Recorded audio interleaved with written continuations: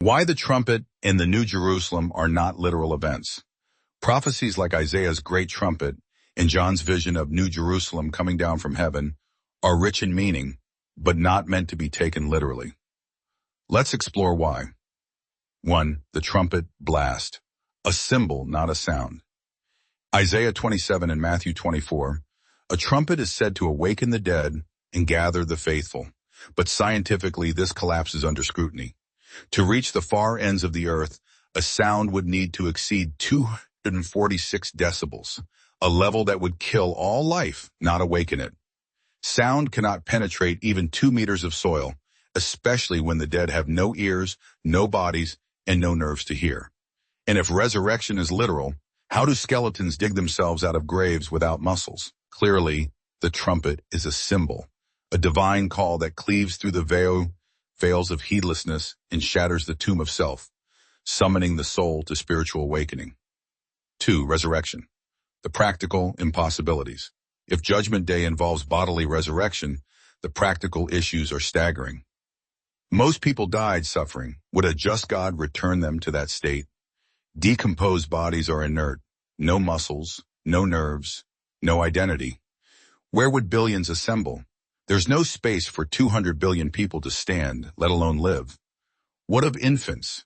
Those with dementia or undeveloped minds? What would be the point of recalling them physically? It becomes clear the resurrection spoken of is not physical, but spiritual, a reawakening of hearts and minds in response to divine revelation. 3. The New Jerusalem, a city or a law. John's vision in Revelation speaks of a city descending from heaven, 1,400 miles in height, width, and depth.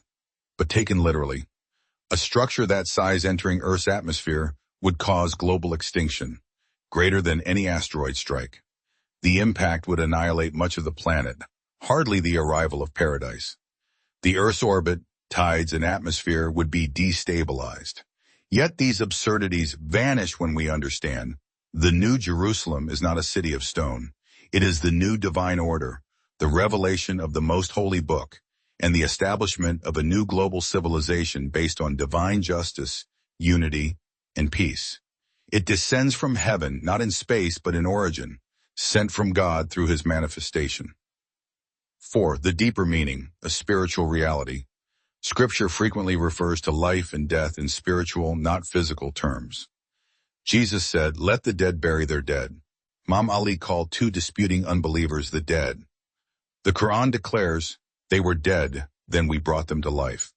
These describe spiritual blindness and awakening, not bodily decay and revival. The trumpet is the voice of God's messenger. The resurrection is the soul's return to life through truth. The New Jerusalem is the descent of divine legislation through the manifestation in his most holy book. Conclusion. Beyond literalism, literalism chains the sacred to material absurdities. When Scripture says the trumpet shall sound, it means the advent of a divine call. When it speaks of the dead rising, it means souls long buried in heedlessness becoming conscious. When it proclaims the descent of the New Jerusalem, it heralds the establishment of a new divine civilization, unfolding through the most holy book and animated by the spirit of the age. In the light of reason and revelation, the veil is lifted. That which seemed mythical is shown to be majestic. That which appeared monstrous becomes meaningful. Scripture is not false, it is veiled. Its truths await the eye that sees, the ear that hears, and the heart that responds.